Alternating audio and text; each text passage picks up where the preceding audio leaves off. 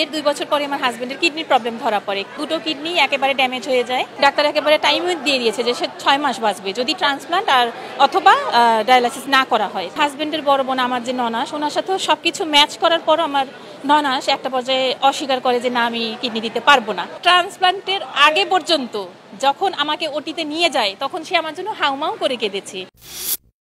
আমার বিয়ে হয় ২০০৬ সালে। তার বিয়ের ২ বছর পরে আমার হাজবেন্ডের কিডনির প্রবলেম ধরা পড়ে, ক্রনিক কিডনির ডিজিজ যেটা। তার দুটো কিডনি একেবারে ড্যামেজ হয়ে যায়। মাত্র 20%, দুটো মিলিয়ে 20% কাজ করছিল ওই সময় যখন ধরা পড়ে তখনই। তো তখন আমরা খুব হতাশ হয়ে যাই যে কি করি। ডাক্তার একেবারে টাইমও দিয়ে দিয়েছে যে সে ৬ মাস বাঁচবে যদি ট্রান্সপ্লান্ট আর অথবা ডায়ালাইসিস না করা হয়। তো ডায়ালাইসিসে তো আমি যাবই না, এত কষ্টের একটা ট্রিটমেন্ট। তো ওই জন্য আমার যুদ্ধটা শুরু হয়। আমি খুব ইমার্জেন্সিতে পাসপোর্ট করে ইন্ডিয়ায় নিয়ে চলে যাই আমার ফ্যামিলির সবার সহযোগিতা নিয়ে। আমার মা, বোন, আমার আত্মীয় স্বজন, ওর ফ্যামিলির লোকজনের কাছে আমি অনেক হেল্প চেয়েছিলাম ওই মুহূর্তে। তখন আমি কোনো হেল্প পাইনি। তারা ডাইরেক্ট বলে দিয়েছিল আমরা শুধু শুনতে পারবো, আমরা কোনো রকম হেল্প করতে পারবো না। তো পরবর্তীতে তাদের সাথে আমি আর সেরকম যোগাযোগও করিনি, যেহেতু কোনো হেল্প করতে পারবে না, জাস্ট শুনতে পারবে। তো আমার হাতেও তো সময় নেই। আমি খুব দ্রুত পাসপোর্ট করে আমার আত্মীয় স্বজনের হেল্প নিয়ে, তাদের সহযোগিতা নিয়ে আমি ইন্ডিয়ায় নিয়ে চলে যাই। একদম ইন্ডিয়ার মাদ্রাস, যেটা সিএমসি হসপিটাল ভেলোরে, ওখানে নিয়ে যাওয়ার পর ডাক্তার বলল মেডিসিনের উপরে আর অনেক নিয়ম মেনে চললে ও 10 বছর মেডিসিনের উপরে চলতে পারবে। তারপর শুরু হলো আমার যুদ্ধ।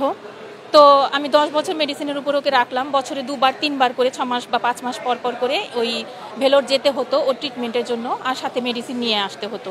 এভাবে চললো। ওর খাওয়া দাওয়ার অনেক রেস্ট্রিকশন ছিল। আমি ওকে হেল্প করে, অনেক পেশেন্ট তো শুনতে চায় না, বকাঝকা করে অনেক রেস্ট্রিকশন মেনে চলে ওকে আমি আস্তে আস্তে ক্রিয়েটিনটা কমে আসলো। মেডিসিনের উপরে ওর 10 বছরও মোটামুটি ভালোই ছিল। 10 বছর পর যেহেতু প্রথমেই ডাক্তার ওখান থেকে বলে দিয়েছে যে 10 বছরও মেডিসিনে থাকতে পারবে। তো যখন 9 বছর শেষ, 10 বছরে পড়েছে, তখন চেক আপে যাওয়ার পরে ডাক্তার বলল যে মেডিসিনে আর কাজ হচ্ছে না, তো এখনই ডায়ালাইসিস অথবা ট্রান্সপ্লান্ট করতে হবে, এখনই ডাক্তারকে ডিসিশন দিতে হবে। তো ওই মুহূর্তে আবার আমার হাজব্যান্ড খুব ভেঙে পড়ে। আমি তাকে সাহস দিই, বলি যে তুমি আসো কোনোভাবে বাংলাদেশে, এখনই বললেই তো আমরা পারছি না, ট্রান্সপ্লান্ট করতে গেলে অনেক টাকা পয়সার ব্যাপার। আমরা যেহেতু মধ্যবিত্ত, ওই মুহূর্তে এত আমাদের ছিলও না। আর বাসায় একটা পেশেন্ট থাকলে এত বছর ধরে এটা যার আছে আসলে সেই বোঝে, ওভাবে বোঝানোও যায় না।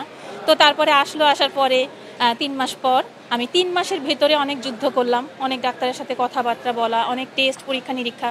তো দেখা গেছে যে আমার হাজবেন্ডের বড় বোন আমার যে ননাস, ওনার সাথেও সবকিছু ম্যাচ করার পরও আমার ননাস একটা পর্যায়ে অস্বীকার করে যে না, আমি কিডনি দিতে পারবো না। কারণ আমারও ফ্যামিলি আছে, ছেলে মেয়ে আছে, তাদেরও একটা মতামতের ব্যাপার আছে, আমার হাজবেন্ড আছে, সবাই নিষেধ করছে। তো আমার হাজবেন্ডের আপন বড় বোনের সাথে ম্যাচ হওয়ার পরও সে দিবে না। আর এটা তো ভাইয়া জোর করে নেবার কোনো ব্যাপার না, এটা উইলিংলি দিতে হবে। তো আমি জানতাম না, আমার যেহেতু ও পজিটিভ ব্লাড গ্রুপ আর আমার হাজবেন্ডের এ পজিটিভ, তো আমি তো আর জানি না যে আমি দিতে পারবো কি পারবো না। তো যাই হোক, দিল্লি অ্যাপোলোতে আমাদের ট্রান্সপ্লান্টটা হয়েছিল। তো দিল্লি অ্যাপোলোর ডাক্তার আমাদের বাংলাদেশে সেই সময় এসেছিল। আমি অনেক কষ্টে কাগজপত্র নিয়ে আমি ডাক্তারের সাথে দেখা করি, কথাবার্তা বলি। তখন ডাক্তারকে যখন বললাম, ডাক্তার বলল ও পজিটিভ ব্লাড গ্রুপ সব গ্রুপকে দিতে পারে, তুমি তাহলে তাড়াতাড়ি চলে আসো দিল্লিতে, আমি তোমাদের ট্রান্সপ্লান্টের ব্যবস্থা করব। এবার শুরু হলো আমার আরেকটা যুদ্ধ, যে আমি এতগুলো টাকা কিভাবে জোগাড় করব। ওই সময় আমার এই ফ্যামিলির আত্মীয় স্বজনদেরকে আমি একসাথে করে ডেকে সবার কাছে আমি হেল্প চাইলাম যে তোমরা আমাকে যেভাবে পারো হেল্প করো। সবাই আমাকে সহযোগিতা করলো খুব দ্রুত। 3 মাসের ভিতরে আমি ফ্যামিলি থেকে ওই সময় ভাইয়া প্রায় 30 লাখ টাকার মতো অ্যারেঞ্জ করেছি। এরকমই আমার লাগবে, এটা আমাকে ডাক্তার বলেছিল। জি, আমার মা, বোন, আমার ফুবু, আমার মামা, আমার খালা, এই আমার আত্মীয় স্বজন। আমার হাজব্যান্ডের ফ্যামিলির কেউ তখন সহযোগিতা করবে না, তারা ডাইরেক্ট বলে দিয়েছিল। আমি একটা ফ্যামিলি মিটিং ডেকেছিলাম, তখন সেই মিটিংয়ে সবার সামনে তারা বলেছিল, এবং তার যথেষ্ট প্রমাণও আমার কাছে আছে। কারণ ভাইয়া বিপদে পড়লেই কিন্তু মানুষকে চিনতে পারে, সেজন্য আমি প্রমাণগুলো সযত্নে রেখে দিয়েছি। তো যাই হোক, তো তারপরে আমি ট্রান্সপ্লান্টের জন্য টাকাগুলো অ্যারেঞ্জ করে আমার আত্মীয় স্বজনের সহযোগিতা নিয়ে আমি দিল্লি অ্যাপোলোতে যাই। আমার কাছে মনে হয়েছে ভাইয়া আমি বেস্ট জায়গাটাতেই যাব, কারণ আমার হাজব্যান্ডের সাথে আমার যেহেতু যদিও অ্যারেঞ্জ ম্যারেজ, তারপর আমি তাকে ছাড়া আর কিছু ভাবতে পারি না। তো ভেবেছি যাক বেস্ট জায়গায় করব। তারপরে গুগলে ঘেটে দেখলাম না, দিল্লি অ্যাপোলোটা বেস্ট জায়গাই হয়। তো সেখানে গিয়ে ওই যেই ডাক্তার বাংলাদেশে এসেছিল দিল্লি অ্যাপোলোর, ওই ডাক্তারের সাথেই যোগাযোগ করে আমাদের ওখানেই ট্রান্সপ্লান্টটা হয় 2019 সালের অক্টোবরের 26 তারিখে। আল্লাহর রহমতে এবং সকলের দোয়ায় আমাদের ট্রান্সপ্লান্টটা একদম সাকসেসফুল হয়। তো তারপরে যদিও আমার কিছু কমপ্লিকেশন হয়েছিল, আমি একটু সাইকোলজি দিক থেকে একটু প্রবলেম হয়ে গেছিলো, এটা অনেক বড় অপারেশন, তো ডাক্তার বললো যে কিছু না কিছু কমপ্লিকেশন হতেই পারে, তো এটা ঠিক হয়ে যাবে। তো আসলে এত বড় ত্যাগটা স্বীকার করার জন্য আমাকে আমার ফ্যামিলি থেকে অনেক অনেক নিষেধ করেছিল, কারণ আমার মা তার সন্তানকে তো সে ভালোবাসবেই, পৃথিবীতে সন্তানকে তো ভালোবাসা চাইতে বেশি ভালোবাসা কাউকে যায় না। আমার মা সর্বোচ্চ চেষ্টা করেছিল যে তুই দিস না, তোর একটা ছেলে আছে, কি করবি। তো ওই সময় আসলে আমি কারো কথাই শুনিনি, আমার একটাই উদ্দেশ্য ছিল আমার হাজব্যান্ডকে আমি কীভাবে বাঁচাবো। আমার ছেলের নামের পাশে যাতে ওর বাবার নামটা মৃত এই কথাটা লিখে যাতে বাবার নামটা লিখতে না হয়, বা আমার পাশে আমার হাজব্যান্ড থাকবে না এই জিনিসটা যাতে আমাকে ফিল না করতে হয়, ও বেঁচে থাকুক, এইটাই আমার একটাই উদ্দেশ্য ছিল। তো সবার মতের বিরুদ্ধে গিয়ে ভাইয়া আমি এই ট্রান্সপ্লান্টটা করা হয়েছে। তো তারপরে তার বিনিময়ে আমি একটা জিনিস চেয়েছিলাম আমার হাজব্যান্ডের কাছে, যে একটু মানে ভালোবাসা আর একটু ভালো ব্যবহার, আর কিছু না। সোনা দানা হীরা জহরত আমি চাইনি কখনোই, এটা আমার কোনো লোভ লালসা কখনোই ছিল না। হ্যাঁ, তো দেখা গেছে যে ট্রান্সপ্লান্টের পরপরই আমার হাজব্যান্ডের ব্যবহারটা একটু অন্যরকম। তো তারপরে আমার মনকে আমি মানিয়ে নিয়েছি, না আমার বোধহয় কোনো ভুল হচ্ছে চিন্তাভাবনা, বাঁচবই আর কয়দিন, মানুষ বাঁচেই কয়দিন, এভাবে মানিয়ে নিয়েই থাকতে থাকি। তো এভাবে 1 2 3 4 করতে করতে যেহেতু 2019 সালে আমাদের ট্রান্সপ্লান্টটা হয়েছে, আজকে 5 বছর পার হয়ে 6 বছর চলছে। তো যখন 5 বছর পার হয়ে গেল তখনও আমার হাজব্যান্ডের কোনো মানে ব্যবহার কথাবার্তার পরিবর্তন পাচ্ছি না। আমি ট্রান্সপ্লান্টের আগে সে এক মানুষ ছিল, আর ট্রান্সপ্লান্টের পরে সে সম্পূর্ণ আরেকটা আলাদা মানুষ। তো আজকে এই পর্যায়ে এসে আমি দেখছি যে না, আসলে সে আর চেঞ্জ হবার না, সে আমার সাথে যেই ব্যবহারটা করে আমি আসলে নিতে পারি না ভাইয়া। আমার মনে অনেক কষ্ট, আমি যদিও মুখে হাসি রেখে কথা বলছি, আমার আসলে অনেক ধৈর্য, আমার আল্লাহ আমাকে অনেক ধৈর্য দিয়েছে। আমি সবসময় আল্লাহর কাছে এটাই বলি, আল্লাহ আমাকে আরও ধৈর্য দিন, সবার কাছে এই দোয়াটাই চাই যেন আমাকে আরও ধৈর্য দেয়। তো এত ধৈর্যের কারণে বোধহয় আজকে আমার মুখে এই হাসিটা এখনও লেগে আছে। তো এটাই আর কি কষ্টটা, মনের ভিতরে কষ্টটা আছেই, যে সেই মূল্যায়নটা বা সেই ভালোবাসাটুকু আমি আসলে পাইনি, আর পাবো বলে আশাও আর হচ্ছে না, যে আশা রাখতে পারছি না। না, মারধর বলতে মারধর করেছে কিন্তু খুবই কম, কিন্তু সেই মারধরটা খুব কম হলেও খুবই সজোরে আঘাত করা হয়েছে বিভিন্ন তুচ্ছ কারণ নিয়ে। হ্যাঁ, মানে বললেও হয়তো হাস্যকর হয়, ছাদে কাপড় আনতে গেছি, দেরি হলো কেন 2 মিনিট কেন দেরি হলো। এইটা আমার বিউটি পার্লার আছে, আমার বাড়িতেই আমার একটা বিউটি পার্লার প্রতিষ্ঠান আছে, এখানে কাজ করছি, ক্লায়েন্ট চলে গেল, সাথে সাথে কেন আমি উপরে গেলাম না, নিচতলায় আমার বিউটি পার্লার, দোতলায় আমি থাকি, তো আমি সাথে সাথে কেন গেলাম না। তো ক্লায়েন্ট ধরেন হেয়ার কাট করে গেছে, আমার হেয়ার কাটটা একটু ক্লিন করে রেখে, বা একটু হাত মুখ ধোয়ারও ব্যাপার থাকে, ফেসিয়াল করেছি, একটু ক্লিন হয়ে আমি নিজে হাতটা ধুয়ে একটু যাব, বা গেটটা লক করব, তারপর তো আসবো না, এইটুকু লেট কেন হলো, 2 মিনিট লেট কেন হলো। হ্যাঁ, সন্দেহ প্রবণতা। তো এখন ভাইয়া আমার এইটাও মনে হয় যে একটা অর্গান কেটে আমি তাকে ডোনেট করেছি কেন, তাকে আমি ভালোবাসি, সে যাতে আমার পাশে বেঁচে থাকে সেজন্য। তো ভালোবাসার প্রমাণ ভাইয়া আর কীভাবে দিতে হয় আমি না জানি না। ট্রান্সপ্লান্ট হয়েছে আজকে 6 বছর চলছে, আর তারও আগে আরও 4-5 বছর আগে, বলতে গেলে 8-10 বছর ধরে ও বেকার। হ্যাঁ, তার আগে বিজনেস করতো, তো বেকার অবস্থায় সে বাসাতেই থাকে সারাক্ষণ, আর অলওয়েজ মোবাইল। সকালে তার ঘুম ভাঙে ফজরের আজানের আগে থেকে, কিন্তু সে মানে অপেক্ষায় থাকে কখন ফর্সা হবে, কখন আমি মোবাইলটা হাতে নেব। সারাটা দিন রাত 24 ঘন্টা তার হাতে মোবাইল, তাকে একটা কথা বললে 5 বার বলতে হয়, সে উত্তর দেয় না, বিরক্ত হয়ে যায়। একটা পর্যায়ে আমিও তার সাথে কথা বলা মানে বিরক্ত লাগে, যে এতবার বলতে হয় উত্তর দেয় না, আর ও বিরক্ত হচ্ছে, মোবাইলটা দেখতে ওর একটু মিস হয়ে যাচ্ছে, এই জন্য বিরক্ত হচ্ছে। এই কারণে কথাটা, মোবাইলেও হচ্ছে যে গেম খেলে না, এক ধরনের যে লুডো না কি যেন একটা চারকোনা একটা বক্সের মতো কি যেন মিলায়, ওইটা আমি জানি না ওইসব গেমের নাম কি, আর হচ্ছে বিভিন্ন নিউজ দেখে আর বিভিন্ন ধরনের ভিডিও কথাবার্তা শোনে, এই আর কি। সংসারটা মেইনলি আমার বাসাটা ভাড়া দেয়া আছে, কয়েকটা রুম, ওই রুম ভাড়া দিয়ে, আর ওইটা দিতে হয় না, আমার ছেলেটা যেহেতু ক্লাস 10-এ উঠেছে, অনেক খরচ আছে। আর আমার হাজব্যান্ডেরও মেডিসিন প্রতি মাসেই কিনতে হয়, ওর প্রতিদিন মেডিসিন খেতে হয় সকাল রাত্রে, এটা মিস দেওয়া যায় না। ডাক্তার বলেছে ভাত খাওয়া মিস দিলেও মেডিসিনটা মিস দেওয়া যাবে না। এটা বর্তমানে প্রায় এই তো 19,500 টাকার মতো লাগে পার ডে, না মাসে। হ্যাঁ, এটা আরও বেশি ছিল, মেডিসিনের কোয়ান্টিটিটা একটু কমে এসেছে, যার জন্য এখন একটু কমে এসেছে টাকার অ্যামাউন্টটা। অনেকবার জিজ্ঞেস করেছি, ইদানিংও জিজ্ঞেস করেছি, সে তার কোনো ভুল স্বীকার করে না। সে বলে যে আমি কি করছি, আমি তো ঠিক আছি, আমি তো সারাক্ষণ বাসায় আছি, তোমাকে সময় দিচ্ছি। বাসায় একটা মানুষ বসে যদি সারাদিন মোবাইল চালায়, সেটাকে কি ওয়াইফকে সময় দেওয়া বলে? আমি তো মনে করি না। হ্যাঁ, সে তার দিক থেকে তাকে বললে সে বলে যে আমি ঠিক আছি, আমার কোনো প্রবলেম নাই। মানে বিয়ে ট্রান্সপ্লান্টের আগে পর্যন্ত যখন আমাকে ওটিতে নিয়ে যায় তখন সে আমার জন্য হাউমাউ করে কেঁদেছে। যে আমি যখন ওর কাছ থেকে বিদায় নিচ্ছে, আমাকে তো আগে নিচ্ছে হুইল চেয়ারে করে, আমি তখন ওর গালটা ধরে বললাম আমি যাচ্ছি। আমি হাসি মুখটা রেখেছি, কারণ আমি কাঁদলে ও ভেঙে পড়বে, এই জন্য আমি কাঁদিনি। তো আমি ওর গালটা ধরে বললাম আমি না যাচ্ছি। তো তখন ও হাউমাউ করে কেঁদেছিল, ওর চোখ দিয়ে পানি পড়েছিল। পুরুষ মানুষকে আমি কাঁদতে দেখিনি, ওই দিনই দেখলাম। তো ওর চোখ দিয়ে পানি পড়েছিল আর হাউমাউ করে কেঁদে আমাকে বলেছিল তুই আমার জন্য এত কষ্ট করছিস। অনেক সময় আমরা তুই তুই করে কথা বলতাম, তো বলছে তুই আমার জন্য এত কষ্ট করছিস।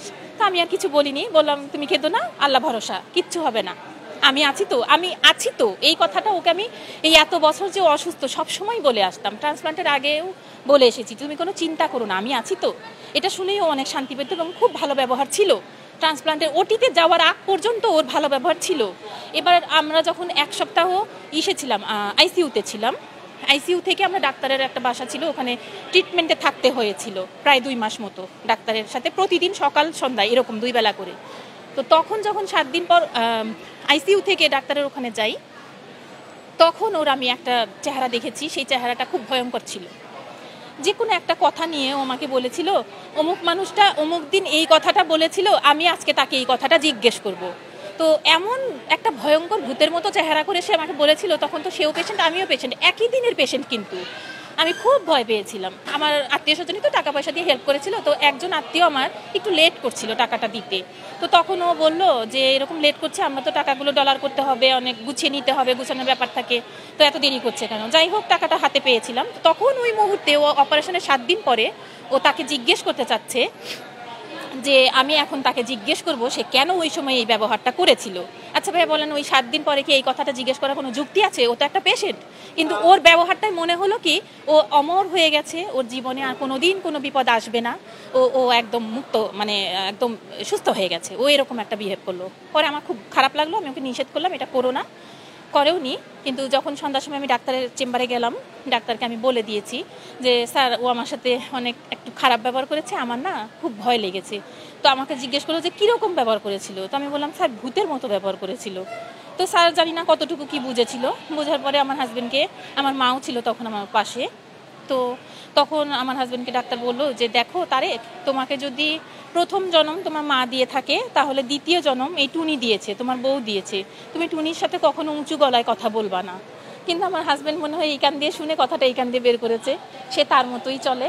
আর তার আত্মীয় স্বজনও, সব আত্মীয় স্বজন তার একরকম না, কিছু কিছু আত্মীয় স্বজনও বলেছিল ট্রান্সপ্লান্টের পরে যে তারেক তুই কখনো টুনিকে কোনো উঁচু গলায় কথা বলবি না, কারণ এই রকম ত্যাগ সবাই করে না এখনকার যুগে।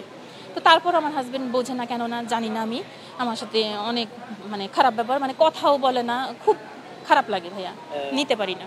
স্বাভাবিক বলতে বাপ হিসেবে ছেলের প্রতি যে দায়িত্ব, আমি ছোটবেলা থেকে তাকে এরকম কোনো দায়িত্ব পালন করতে দেখিনি। আমার ছেলের প্রতি যত দায়িত্ব আছে আমার মা আমার বোন ছোটবেলা থেকে এই পর্যন্ত করে আসছে। আমি এটা বলতে পারবো, এটা আমার ছেলেকে আমি কোনো বছরের ঈদে একটা কাপড় কিনে দিই না, সবসময় আমার মা বোন কিনে দেয় সবসময়।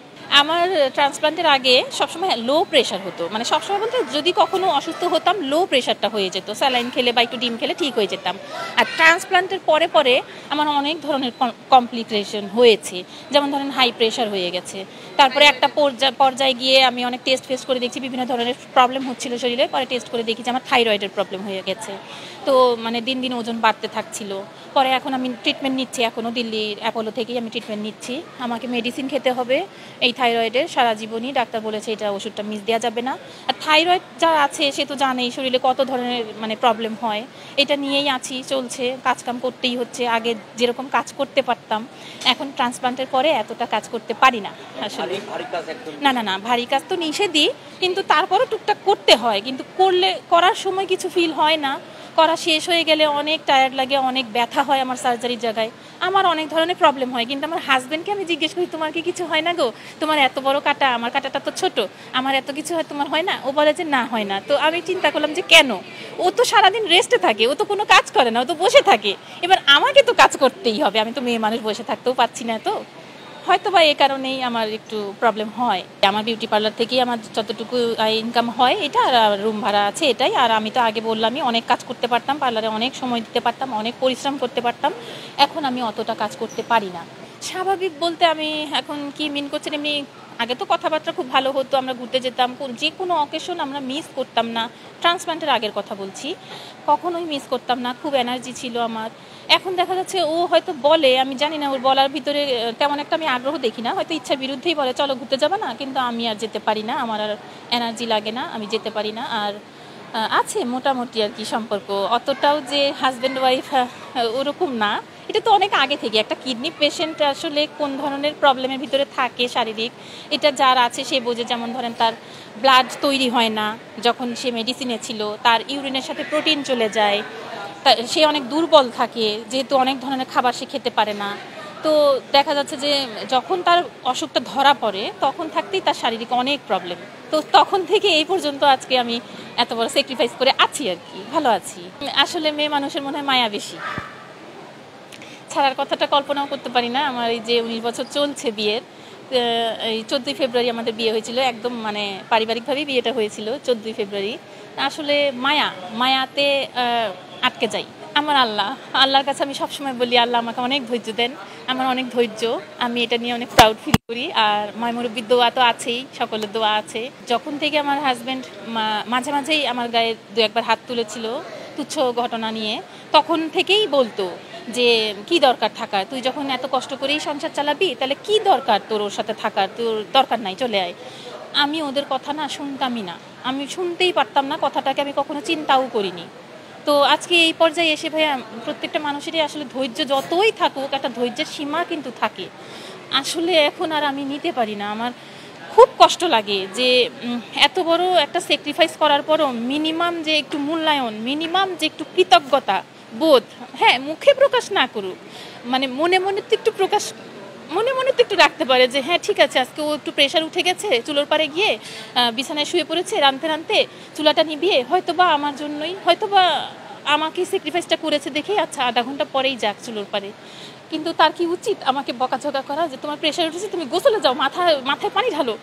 আমি তো জানি মাথায় পানি ঢাললে আমার প্রেশারটা কমবে, তো আমি তো পাচ্ছি না, আমি তো সেই শক্তিটা পাচ্ছি না যে আমি মাথায় পানি দেব, তাই না?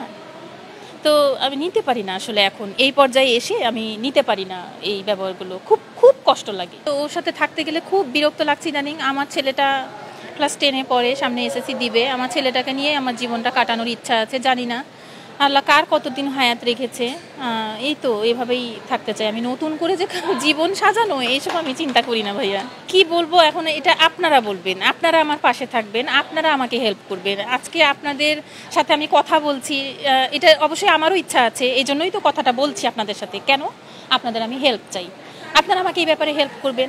আমি কি বলবো এই ব্যাপারে, আমার মিনিমাম যে একটু মূল্যায়ন সেটাও যেহেতু আমি পাচ্ছি না, তো এটার ব্যাপারে আমার আর কি বলার আছে। আমি তো আজকে এই নিরুপায় হয়েই আজকে এই জায়গায় দাঁড়িয়ে আপনার সাথে কথা বলছি। খবরের কাগজ, নিখাত, নির্ভীক, নিরপেক্ষ।